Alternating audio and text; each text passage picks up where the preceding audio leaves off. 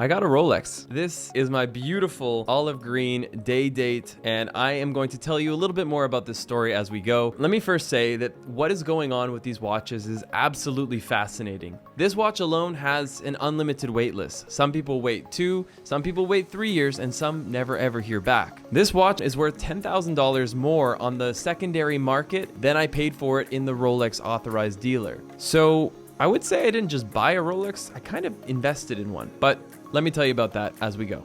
It's another week in Dubai, the land of fast cars. And you already know, you're with your boy, LeBlanc. We do it big. Let me show you what I'm driving this week. Sometimes I go so hard.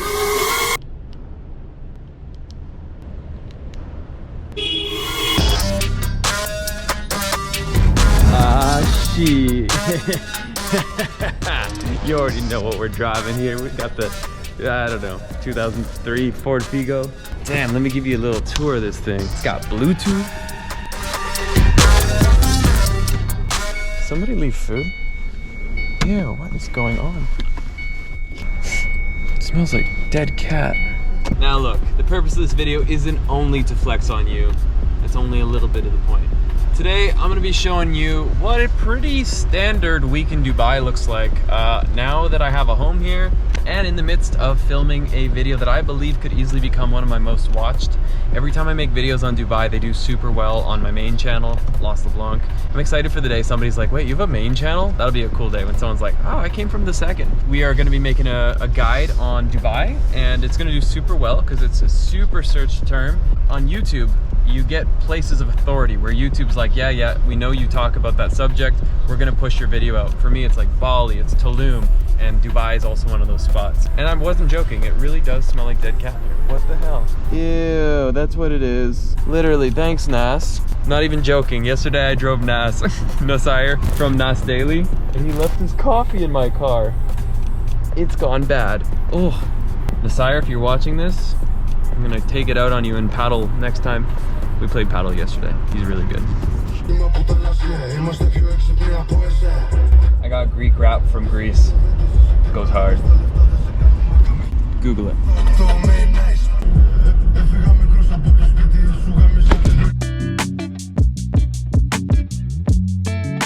So welcome to JBR, or the marina. There's the ocean literally right there. You can actually see the Ferris wheel. There's tons of restaurants here, hotels. It's one of the main areas in Dubai, probably only rivaled by actual downtown Dubai. Very cool place to come, definitely a bit pricier. But the reason I'm here is actually for a very cool reason. I'm meeting one of our biggest success students in Lost Creator Academy. So guys, this is Emmanuel and this is Valerie. So this is a really cool moment because we've been kind of talking for a while. We got to meet in person and it's beautiful. I love meeting you guys. Yes. If you guys don't know who they are, they're basically like the top of the top of the YouTube and Instagram scene covering Venezuela. And they travel all around the world now. But you guys, like, you have your finger on the pulse of a country that so few people know. Thank you so much. That's really cool. Yeah, I mean, maybe a lot of people know Venezuela, but because of the bad things, and we're trying to promote the good things. So I've already told them when I go to Venezuela, it's a fact, it's gonna be with you guys. Yeah, I want to see it. Thank you so much. We're very excited to show you our country. I asked them just a second ago when you joined LCA, and you said it was at your worst economic situation. Yeah, it was very, very crazy because we were during the pandemic. So we were living in a $500 basis per month. But during these months, I say, what I am going to do with my life? 500 is not going to be enough. And even before the pandemic, it was like not enough, the money that we were earning. So I say, okay, I'm gonna take the entire amount of 1 month and a little bit more and invest it in LCA. And from that moment, I mean, it changed literally everything. Yes. Because 2021 was like a big high for us. Was it the inspiration? Was it the information? What helped you in that trajectory? I think that the encouragement, the most important thing for me, it was that in first place, it was all together in one place. You gain a lot of time, you know, because if you're looking for photography here, then for videography here, then for media business here, and you put it all together in one place, was game changing for us. Also, man, in Turkey, before going back to Venezuela, we passed by Turkey, and I remember that you were in this fancy yacht. I talked to the same guy. Yeah. I put your template, man, and we got the same deal for us. Yes. We have a video in YouTube for the same yacht, the Goulet yacht, yeah, Turkey yacht, man. And we were just a couple of Latin Americans that maybe we won't get any new customer or client for them, but yeah, man. That is amazing. Yeah, man, How it sick really- is that yeah, yacht? yeah. You got Like 3 the- days, I yeah. got 2. Yeah, we got 3 days. 3 days. Only for us. That's amazing. Yeah, That boat is a dream. Yeah, yeah. I love that story. I've not heard that story before. What are we doing tonight? Taking us out to dinner. So this is my Swedish best friend. She doesn't speak any English. I speak to her in Swedish, but do you have an American best friend? Shut up. Pauline, how do you feel being on camera? I love it. I'm born inside of a camera, actually. Different story. Tell you later. Be careful with her, all right? She's my baby. That's my Figo. Don't take it for a joyride, all right? Is he impressed by your car? They always are.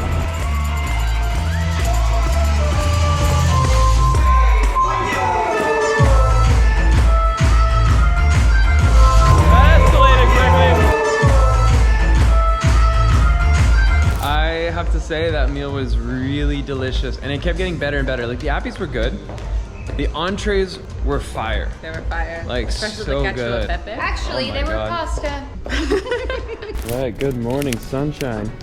Today, basically the start of filming a Dubai travel guide, showing people how to make the most of this place. One of the reasons I'm so excited about this video, and it's been a long time coming, is because very few people can put together a guide with so much footage of one place, let alone the insight. So it can definitely help a lot of people with this video.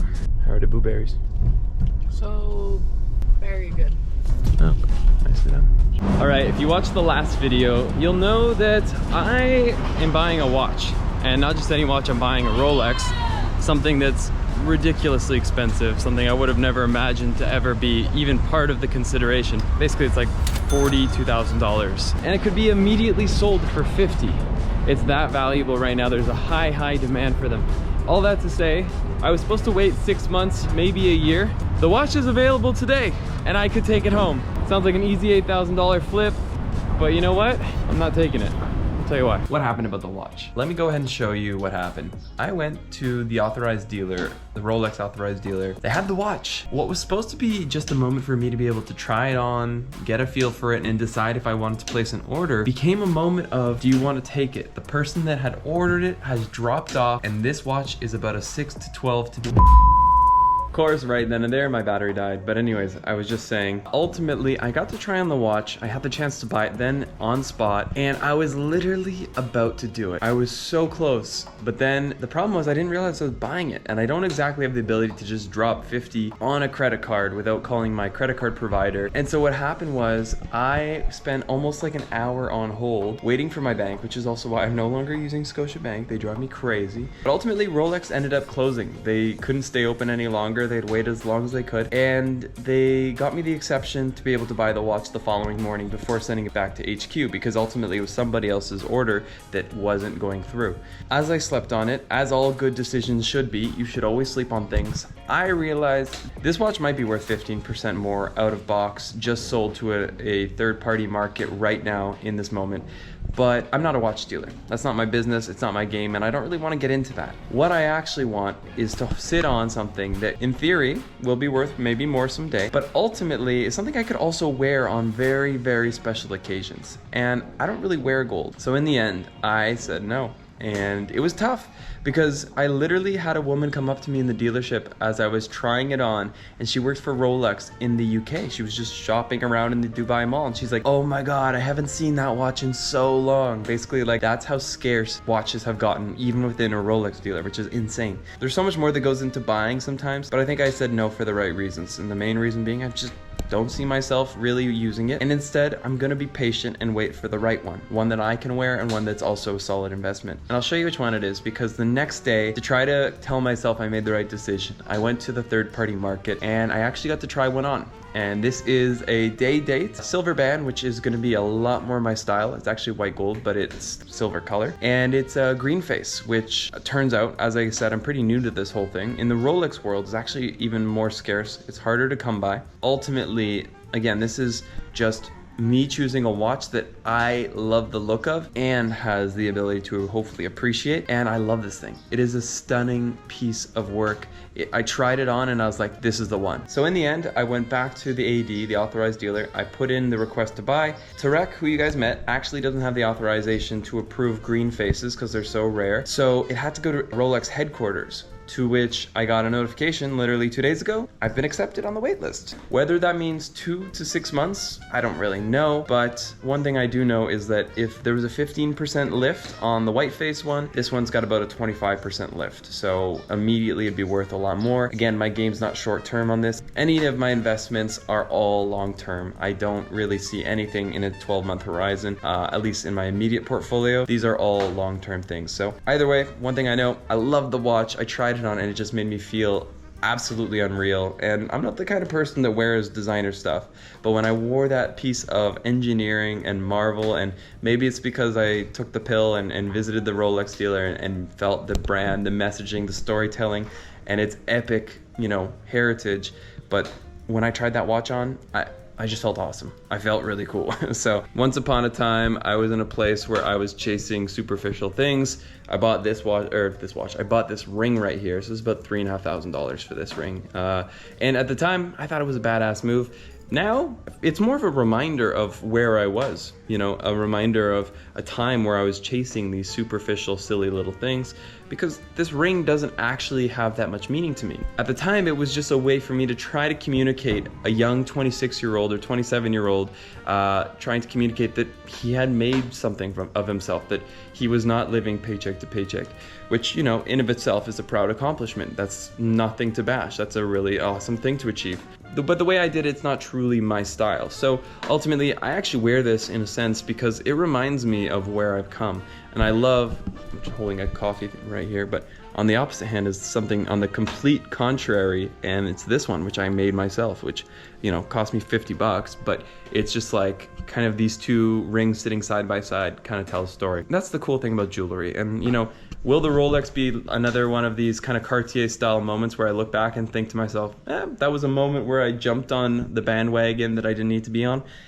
I don't know, but that's life. Take the lessons in strides. At least one thing I know is the watch will be worth more at a later date. All right, guys. And now the sun is set, and we're actually here coming for some dinner at a place that one of my best friends told me to check out. Shout out to Melissa and Ale. Try it. Ladies, after you. Yeah.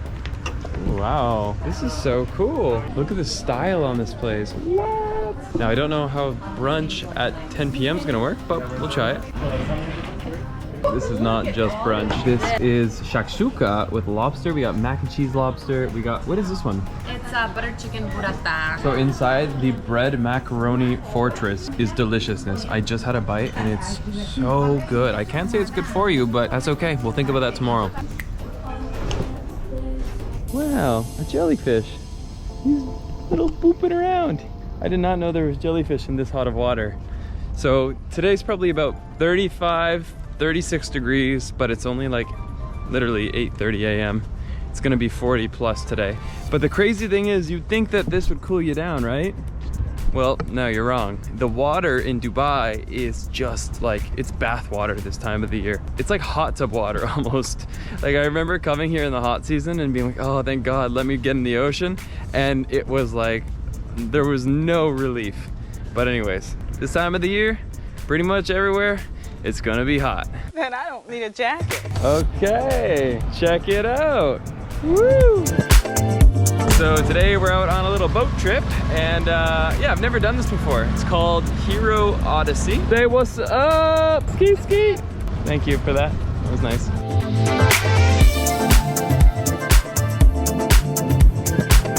We got absolutely left in the dust. Our boat is like half the speed of everyone else's.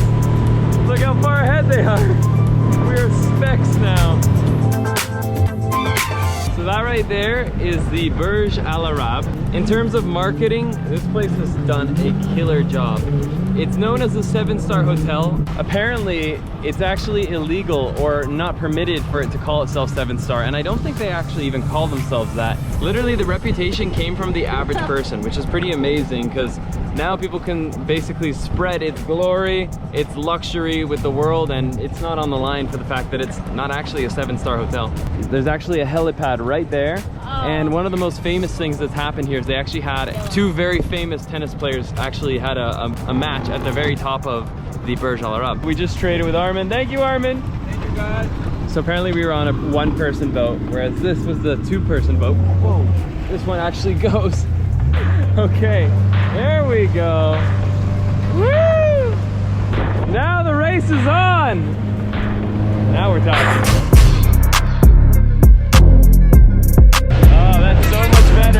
All right, guys, the moment you've all been waiting for.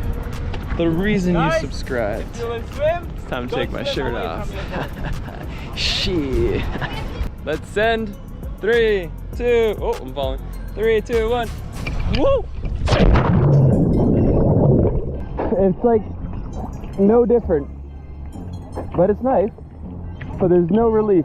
It literally does not feel any different than the hot air.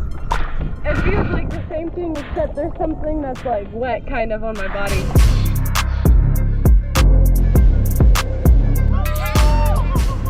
Once we got the fast boat, that was super fun. Guys, it's been a beautiful week here at the house, but we're actually saying goodbye right now. We're heading out for a 10-hour flight. I did a survey on Instagram asking people if they thought I should buy a Merce. I got this one.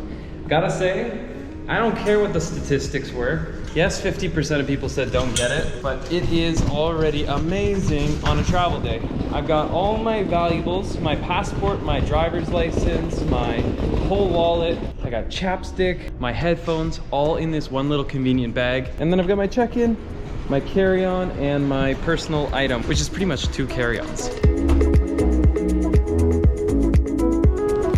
The feeling, it literally never gets old. Coming back to these gates just outside the airport. We're back in Bali, and I can't be more excited to be back. I've got so much on the go right now, like business-wise, I'm just fired up.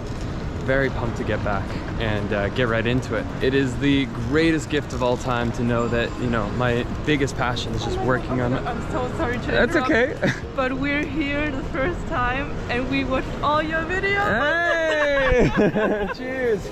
And so that brings us to this point where I have my beautiful, beautiful olive green day date. Now, as you guys remember, I was put on the wait list when I got back to Bali, and I was really excited about that, but I was thinking this is probably 6 months to a year, maybe 2 years out until I could even go and buy this watch. Well, it wasn't. It was 2 weeks. 2 weeks later, I got a message from Tariq saying that, hey, your watch is somehow here. I don't know. I've never seen this before, but if you want it, you're gonna have to either come back to Dubai or coordinate with somebody to come pick it up. Luckily, I have a very good and very trusted friend in Dubai. They picked it up for me. I want to share with you guys what it's been like on the other side, because a lot of the time the most exciting part of buying something is the actual thought of owning it. And once you get the product or once you buy the thing, you're like, buyer's remorse. I don't know if that was worth it. So the question you might have is owning a Rolex worth the hype? And the answer so far is yes. I've had it for 4 months. I've really loved it, truly. Every time I look at it, I catch myself just in awe. It's a stunning piece of jewelry. The engineering is a masterpiece. I wear it at my workout. I wear it into the ocean. I take it everywhere with me, partially because I can't really take it off. I mean, it's so valuable. Where do you leave this kind of thing? The drawbacks, there are a few. Firstly, there's certain situations in life where you don't want to flash this, right? What happens if I travel to Dubai,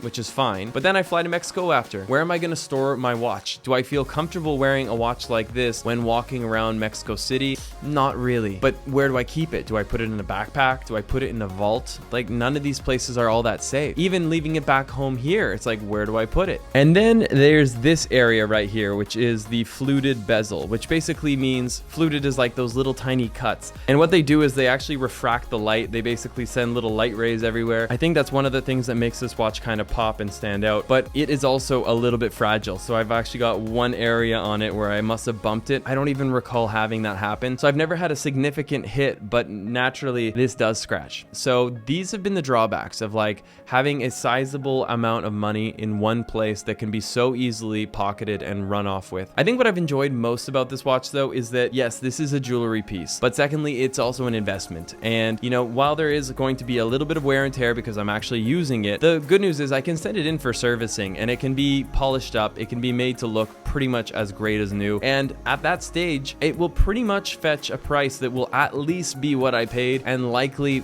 even more. There was a chart that I saw the other day where Rolex had outperformed gold by a long shot. It had outperformed even the stock exchange, the S&P at least. I'm not saying anything about its future performance or where that's going, but ultimately it's nice to know that unlike, you know, this ring right here that's pretty much not worth anything the moment I walk out other than the gold it's made of, this has long-lasting value. And I dream that one day I have a kid and that this is like a piece I can pass down, something that has been brought with me across my travels, something that's been around the world more times than I can count, and to be able to pass on that heirloom to someone that I truly love, that's kind of where I see this going someday. But truthfully, I'm so proud of where I'm at as a 29-year-old, to have complete financial freedom, to be able to be here in Bali, to go travel to Japan tomorrow, to buy myself a truly exclusive timepiece and a one-of-a-kind engineering marvel. That is a gift. And when I look at this watch, it reminds me just how blessed I've been through all of this hard work, through putting my energy in the right places. And so, yeah, I'm not going to tell you that this is going to be a ticket to happiness, but for some people, it can be a really beautiful symbol to yourself. And of course, it can be a beautiful gift. I actually just got one for my dad for Christmas. It was truly one of the most beautiful experiences of my life to bring him into a store that he felt like he had no place being in. And when I gifted it to him, he had no idea it was coming. And I saw a little teardrop of joy. I saw this like face of like a father that was just so proud of his son. And maybe selfishly, it was more for me than it was for him. I don't know. But all I know is it was a beautiful moment. When I look at it, I remember where I started. And it reminds me just how far along I've come in my business.